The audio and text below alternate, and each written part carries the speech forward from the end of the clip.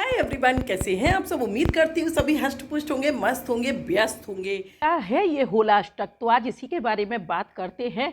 होलाष्टक जो है होली से 8 दिन पहले अष्टमी पे ही लग जाता है, जिसमें कोई भी शुभ काम नहीं करते, चाहे कितना भी शुभ मुहूर्त हो, क्योंकि इस समय हिरण्यकशिपु ने अपने पुत्र भक्त प्रहलाद को, विष्णु भक्त को बहुत यातनाएं दी, बहुत प्रताड़नाएं दी।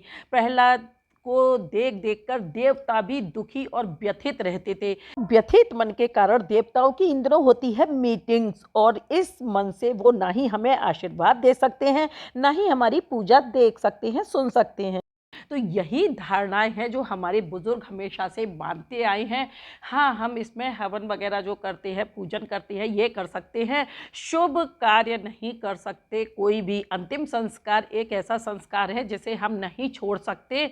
लेकिन हाँ, 16 में से 15 जैसे गृह प्रवेश हो गया, गृह प्रारंभ हो गया, मुंडन, विवाह, तिलक, परीक्षा, सगाई, कुछ भी नहीं हो सकती। अब जैसे गोद भराई है, वो 7वें महीने में ही होती है। अन्नप्राशन जो बच्चों का होता है, पहली बार अन्न खिलाया जाता है, वो भी 6 महीने में ही होता है।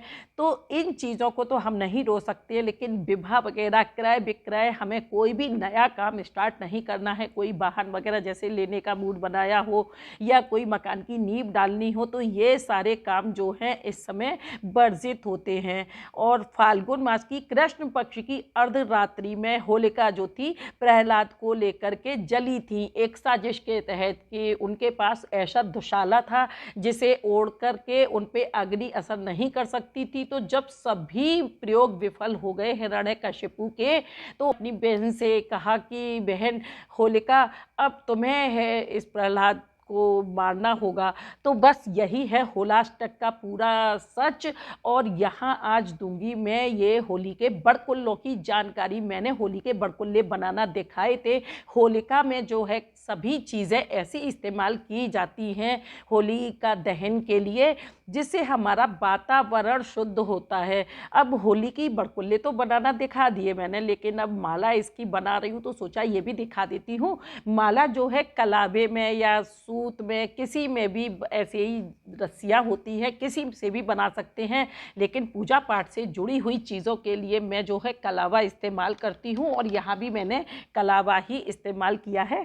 हिंदुओं का प्रत्येक त्यौहार किसी न किसी खास निशानी से सजा सवरा होता है। जैसे दीपावली पटाखों से होती है, उसी तरीके से होली में रंगों का, गुजिया का बड़ा योगदान होता है। घर घर में होती हैं ये चीज़ें, चाहे पूरे साल कुछ भी ना करें, लेकिन रंग जरूर आएगा, गुजिया जरूर बनेगी, महकते हुए पकवान बनेंगे। तो इसकी गुलरी की माला बना रही हूँ, अमेज़न से बड़ी महंगी आती है ये, तो घर पे देखो कितनी अच्छी बन गई। और ये माला 7, 11, 21 जैसे भी चाहे बनाए। अपनी फैमिली में जितने मेंबर्स होते हैं उतनी मालाएं बनती है। पितरों के लिए भी बनती है, एक होलिका के लिए बनती है, एक बासोड़ा पूजन जो बच्चों के लिए होता है उसके लिए बनाई जाती है। तो सभी मालाएं बना बना के इसी तरीके से रेडी कर लेते हैं। अच्छा, होता क्या है कि इसका मेन महत्व ये भी है कि केवल और केवल गाय का गोबर ही औषधीय गुणों से भरपूर होता है, जो हमारे वातावरण में जो कीटाणु होते हैं, जीवाणु होते हैं हानिकारक, उनको नष्ट करने में सक्षम होता है। इन उपलों का धुआं जो है वो हमारे वातावरण को दूषित नहीं होने देता है, हानिकारक बैक्टीरियाओं का बिल्कुल जम के नाश कर देता है। इसीलिए होलिका दहन से पहले जो पूजन किया जाता है तो उसमें बहुत सारी ऐसी चीज़ें शामिल की जाती हैं। जैसे लौंग हो गई, तो 7 लौंग, 5 बताशे, है ना, ये भी होलिका में लिए जाते हैं। नारियल लिया जाता है, माता लक्ष्मी को प्रसन्न करने के लिए होलिका पे नारियल रखा जाता है। प्रत्येक घर से ज़्यादा नहीं तो 5 कंडे तो ज़रूर से जाते हैं। तो बुज़ुर्गों का यही उद्देश्य था, यही सीख थी कि बस इन चीज़ों से हम अपने वातावरण को शुद्ध कैसे कर सकते हैं। होली का टाइम जो होता है ये ऐसा टाइम होता है, ना ही तो सर्दी होती है ना ही ज़्यादा गर्मी होती है। सर्दियाँ जा रही होती हैं, गर्मियों की स्टार्टिंग होती है।